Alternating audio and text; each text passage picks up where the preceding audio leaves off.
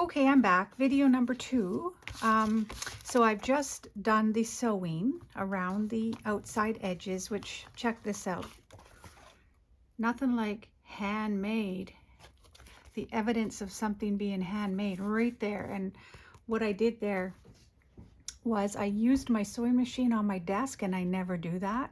Usually I take it to the island, my island counter in the kitchen, where it's always just clean and nothing on it. Nothing to impede my sewing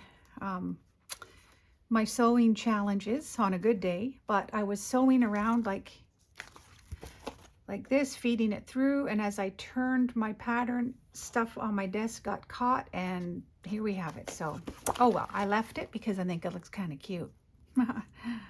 Yes, my sewing abilities will never be up to snuff. I did do a different stitch, which I'm not sure which one I like better.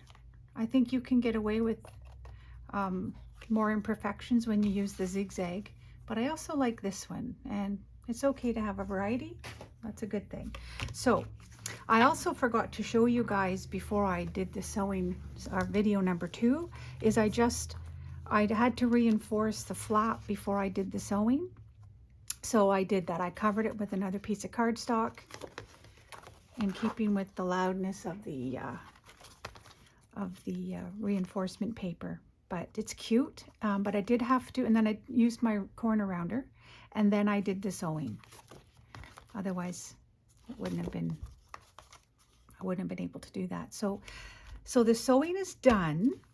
Now what I did with the first pattern was I used 2-way tape just for extra strength, and then I glued down as well. I don't want anything popping up on me. So I just sew right on, or I just put the tape right down on the actual stitching on one side, of course, only. You don't have to do. And I'll do it closer to the top on this side.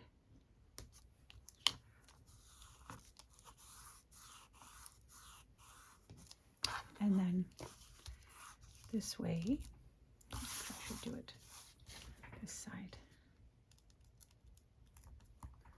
Sometimes get my little gadget here.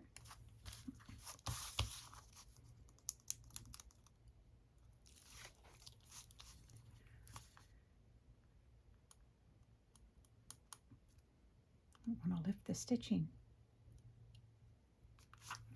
Do it this side then. If some of these angles don't make it in the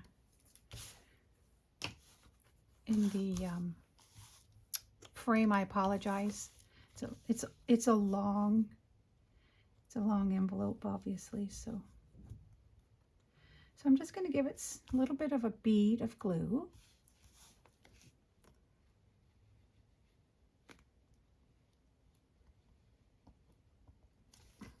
And up we go. I think we're ready for the glue.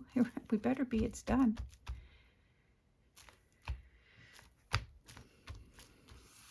Isn't this fun, you guys? I can't wait. I hope you guys make some if you haven't already. Most of you probably have. I don't know, but I just think it's adorable.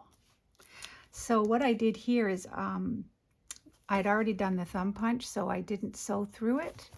I did some faux.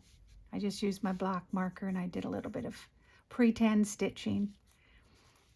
But I did use the embellishment like I did on the front. I just backed it with a little bit of the inside pattern paper. So that's kind of cute, hey? I'm going to cut out an embellishment for that.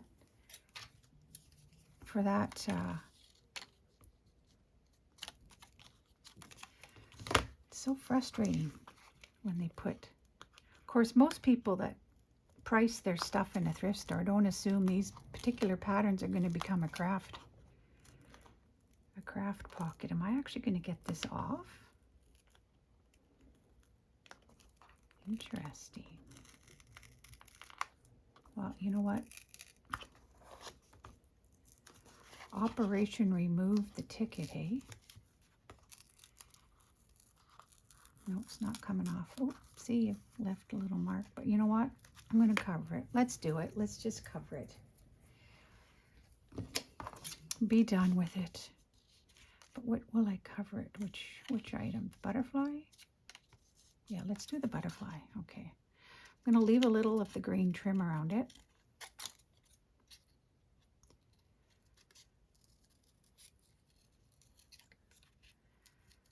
One of my favorite things is fussy cutting. Oh my word, I just find it so relaxing. Is it going to cover that? Pretty much. Pretty much. So you can see this is not a difficult craft. You just have to go a little slower and be a little bit careful that you don't do any tearing. Now let's see if the card I made, the journaling card I made, oh, I just love it. I even love this little not exchangeable stamp. I was able to keep the full number of the pattern, the price tag, well, this price here, the size, just love it. I'm really happy with this. Now, yesterday, when I did a bit of prep for the video, so you don't watch everything, you don't watch me do everything, it takes too long. I made this journaling card. I had some printables in my closet, 8 by 11 printables. So I thought, well, I had some paper doll images, so I cut it down to size before I actually cut this. So I'm guessing here, and we're about to find out if it's going to fit. Used up some offcuts. I like to do that. I like to use all my offcuts as much as I can. So I made a pocket, took some of the more pieces there, and I just added a brad, a Tim Holtz brad, more journaling spots, and a cute little thing to slip inside the pocket. And a whale tail punch. I have a whale tail punch, so I can cut virtually any pattern I want. And inside we go. But I also backed it with the inside of the pattern stuff. I have a whole bunch of this stuff in the pattern. I took it out, backed it. I backed the whole journal card with it. And then I added a couple of journaling spots, just tore up some paper. Because everything in my mind has to have a journaling spot on it. So, okay, let's see if it's going to fit. Oh, and so far so good. And we have success. Oh, absolutely perfect. Look at that. The whale tail tab. Sometimes it can come up a little too high and then the flaps don't close, but it closes perfectly. So this card ended up being just the right size. How fun is this, you guys? So I hope that you are going to make one yourself. I made both of these in 2 days, and I'm going to probably make many, many more because they're so darn cute. I absolutely love them. In fact, I already have some ideas of what I'm going to do with these babies. Oh, yes. Oh, the fun to be had. Okay, guys, I hope that you enjoyed this video. I hope that it made sense to you. For anybody that isn't much of a sewer or a pocket maker type thing. But I think this gives you a pretty decent idea of what you can do with your patterns if you so choose. These can be wonderful Happy Mail surprises too. But I am really, really happy with both of these. I just absolutely love them. So with that, I'm going to say goodbye, and I hope you have a wonderful day.